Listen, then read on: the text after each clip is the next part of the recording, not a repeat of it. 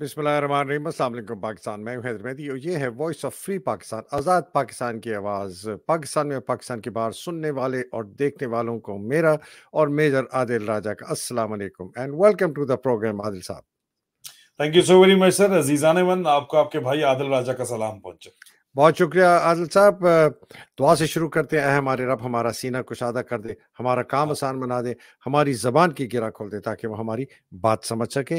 हमारे पेट्रन्स का बहुत शुक्रिया, सुनने वाले देखने वालों का बहुत शुक्रिया, आपके कमेंट्स, क्रिटिसिज्म और दुआओं का बहुत शुक्रिया। बड़ी मेहरबानी, इससे हमें बहुत तक़वियत मिलती है।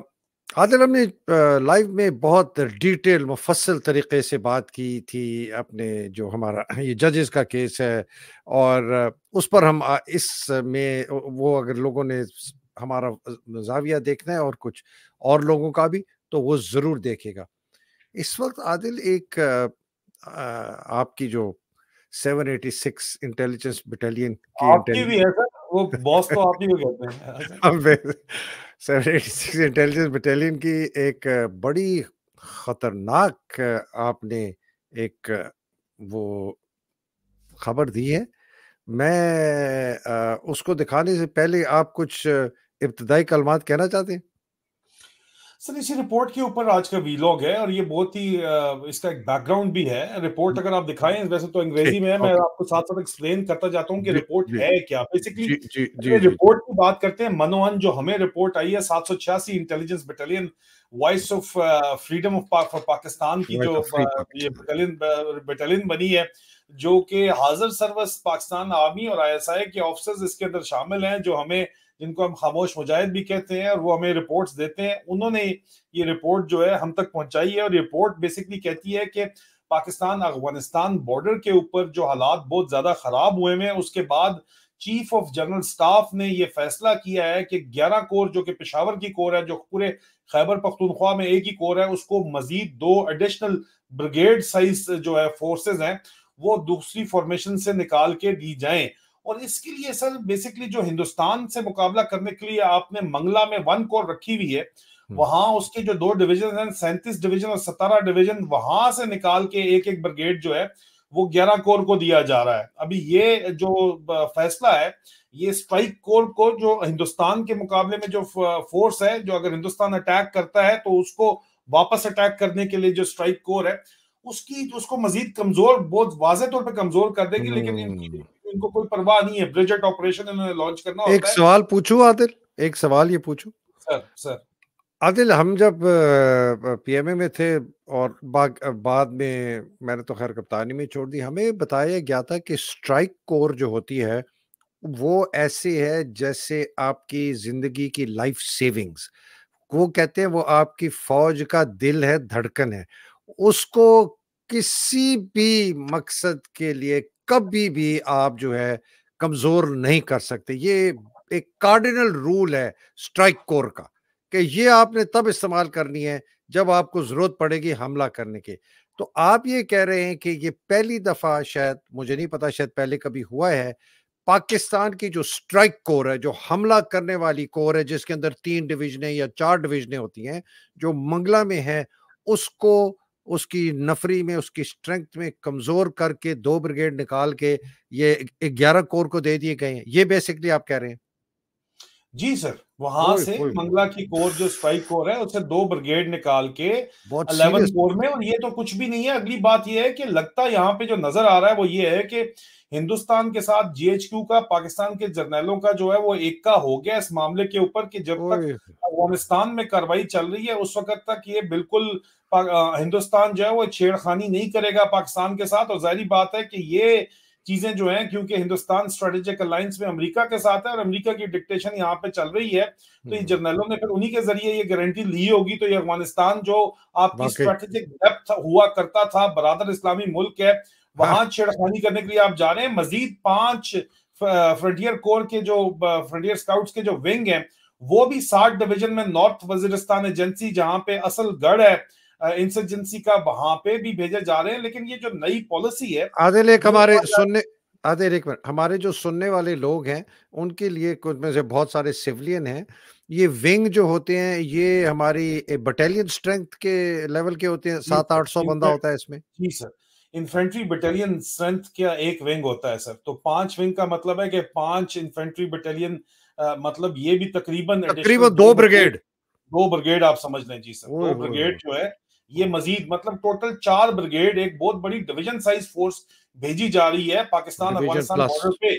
ठीक है, कहा ठीक। यह जा रहा है सर, हमारी रिपोर्ट है कि नई पॉलिसी है जिसको स्ट्रैटेजिक कंपल्शंस की वजह से नई पॉलिसी बताई जा रही है, हम्म, जो कि एक बहाना है। वो अल्फाज हैं जब इन्होंने फौरन अपने बैरूनी आकाओं की मर्जी माननी होती है तो फिर उसको कहते हैं ये हमारी स्ट्रैटेजिक कंपल्शन है। तो हम्म। उनकी वजह से अब ये आईसिस मिलिटेंट्स जो अभी रशिया में भी अटैक हुआ है, कहा जा रहा है कि जी वो पाकिस्तान में ट्रेन हुए थे रियली, पहले। वाओ। जी सर, जी सर, वो तो बकायदा तौर पे पूरी दुनिया में ये बात हो रही है कि जी वो पाकिस्तान में आईसिस के लोग ट्रेन हुए थे। अफगानिस्तान भी कह रहे हैं और अफगानिस्तान वाले भी कह रहे हैं कि जी आईसिस वाले तो, आईएसआई ने जो है अब अपना प्रॉक्सी बना लिया आईसिस को, दाइश को, और उनको जो है वो पूरी दुनिया में कार्रवाइयां पाकिस्तान के बेस से कर रहे हैं। और जाहिर बात है पाकिस्तान जो है इसमें शामिल है। अगर रशिया में शामिल अटैक किया गया है तो अमेरिकन इंटरेस्ट उसके अंदर शामिल है। उनकी मर्जी से सारा काम किया जा रहा है। पाकिस्तान में भी अगर आप देखें तो रेहान जेब के कत्ल के अंदर और पाकिस्तान पीटीआई की रैलियों में जो अटैक हुआ वो भी आईएसएस ने जिम्मेदारी ली। और वो अटैक करवाना आईएसआई पाकिस्तान की जो है वो अटैक करवाना चाहती थी। जाहिर बात है पीटीआई को हराना चाहती थी, क्योंकि हम ये तो कहते हैं 50-60 सीटों से आगे पीटीआई वाले जीत ही नहीं सकते थे, ये कोर कमांडर कॉन्फ्रेंस में बताया गया था।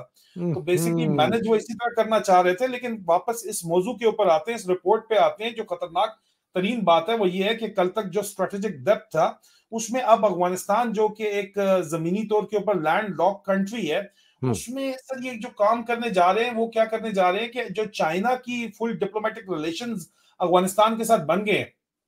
चाइना ने वाखान कॉरिडोर पे 2 डिवीजन फोर्स लगाई हुई है और वहां पे चाइना पाकिस्तान इकोनॉमिक कॉरिडोर जो है का अल्टरनेटिव मौजूद है। All fair all weather 24/7 12 months a year जो कॉरिडोर खुल रहा है वहां पे, जो खुल चुका है ऑलमोस्ट वहां पे। और उन चाइनीज इंटरेस्ट को पाकिस्तान से आईएसएस के जरिए हिट करवाने के लिए आईएसएस को इन्फिल्ट्रेट करवाया जाएगा अफगानिस्तान के अंदर, ये इल्जाम लगाया जा रहा है हमारे जो 786 इंटेलिजेंस बटालियन है उनके अंदर से। और जो बैकलैश अफगानिस्तान से मुतवक्का बैकलैश है उसको हैंडल करने के लिए तकरीबन ये डिवीजन साइज फोर्स जो है ये यहाँ पे जो है उसको डिप्लॉय किया जा रहा है। लेट दैट सिंक इन, इसको जरा बिल्कुल हजम आदिल। होने दें, फिर मैं अगली रिपोर्ट पे चलते हैं मैं सर। मैं उसी को सिंक इन कर रहा हूं, तो मैं थोड़ा सा, आपको पता है मोटे दिमाग का हूं, मेरा दिमाग वही काम करता। यू आर बेसिकली सेइंग कि तकरीबन 2 डिवीजन फौज, 2 ब्रिगेडें निकाली हैं इन्होंने अपनी स्ट्राइक कोर से, जो कि फौजी तारीख में प्रोफेशनलिज्म में सबसे गलत चीज की थी कि आपका सबसे पोटेंट हथियार जो है उसको आप कमजोर कर रहे हैं। वो निकाली हैं 2 ब्रिगेड वहां से। 2 ब्रिगेड तकरीबन ये एफसी की विंग्स हैं। 5 इन्फेंट्री बटालियंस हैं, तीन एक ब्रिगेड में 3 होती हैं, तो 3 2 5, तो समझें कि यू नो तकरीबन 2 ब्रिगेड तो ये हो गए। तो ये 4 ब्रिगेड, डिवीजन माइनस और सॉरी डिवीजन प्लस, 3 डिवीजन होती हैं एक कोर में, डिवीजन प्लस ये स्ट्रेंथ जो है कोई 10 12 हजार 15 हजार ट्रूप्स की, जिसमें स्ट्राइक कोर है, ये आपने लगा दी है 11 कोर पेशावर में। आपने लगाई इसलिए है कि एक जगह आपको हिंदुस्तान से आंख मार दी गई है कि जी आप अपनी स्ट्राइक कोर को कर दें हल्का, हम हमला नहीं करेंगे। दूसरा जो कि आपने बहुत ही खतरनाक एक जाविया दिया है, वो आप ये कह रहे हैं कि आईएसएस जो है वो आईएसआई के साथ मिल के काम करती है, और मुबैना तौर पर यह कहा जा रहा है कि रशिया में जो अटैक हुआ है वो भी आईएसएस ट्रेंड जो लोगों ने किया है, वो पाकिस्तान में उनकी ट्रेनिंग हुई है। इसी प्रॉक्सी को पाकिस्तान इस्तेमाल करेगा अफगानिस्तान के अंदर चाइना के जो इंटरेस्ट हैं, एसेट्स हैं, उनके ऊपर हमला करने के लिए। और जब वो हमला होगा तो अफगानिस्तान वापस जवाबी कार्रवाई करेगा। और ये जो 12 15 हजार आपने नए ट्रूप्स 11 कोर में डाले हैं, ये इसलिए डाले गए कि उस हमले को हैंडल किया जाए।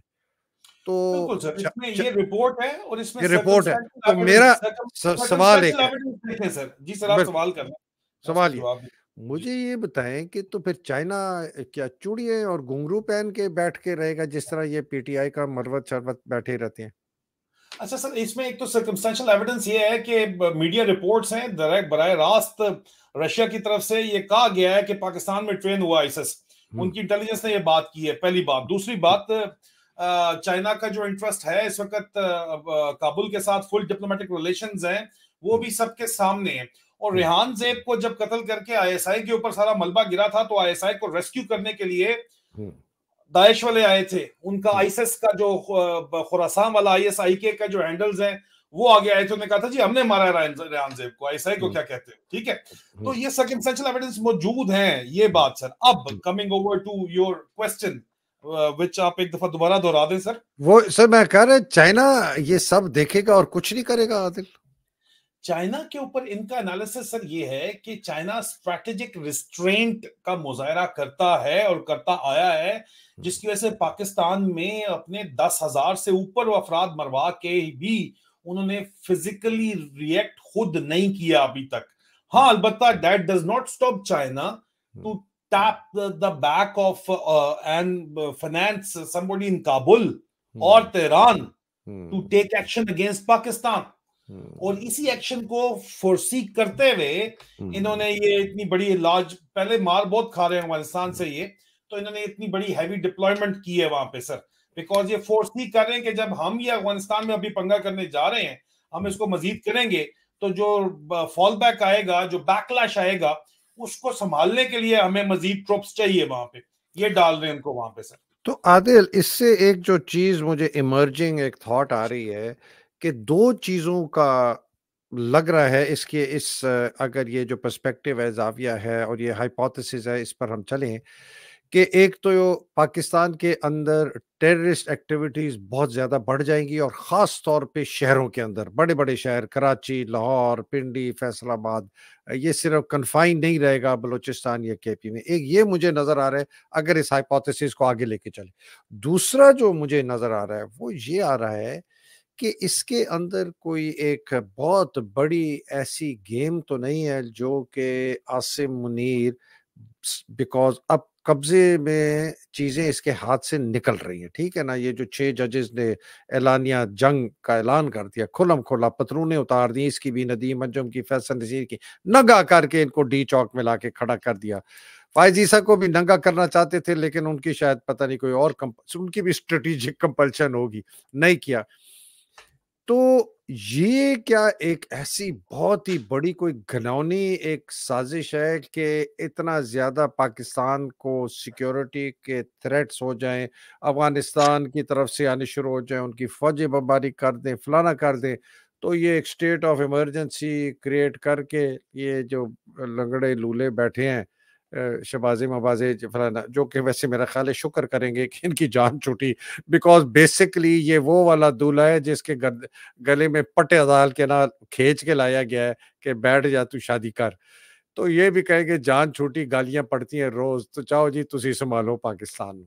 लेकिन इज दैट प्लॉजिबल? ये एक लगता है कि ये प्लॉजिबल सिनारियो मैं क्रिएट कर रहा देखिए देखिए, ये सारा, ये तो टोटल जो आप बात कर रहे हैं, ये तो हर हर दौर में होता चला है ना। लेकिन जो बात समझने वाली है हूँ। वो ये है कि जब एक मुल्क में जमहूरी हुकूमत नहीं होती ना सर, तो मुशर्रफ ने भी, चाहे वो नवाज शरीफ ही क्यों नहीं था, उसी को क्यों नहीं उसने साइड पे करके जब खुद चढ़ आया था ना सर, तो वो फिर वो डूब रहा होता है सिस्टम, बंदा डूब रहा होता है, उसको तिनके का सहारा चाहिए होता है।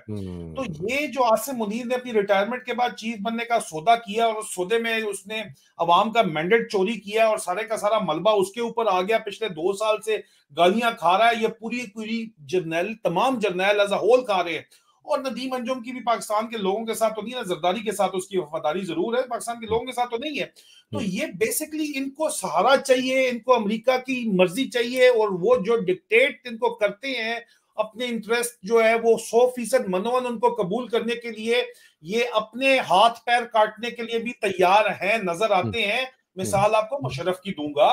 मुशर्रफ ने जो है सर वो यू टर्न नहीं लिया था क्या अफगानिस्तान पॉलिसी पे और कश्मीर पॉलिसी पे अंडर द अमेरिकन डिक्टेट्स? क्यों?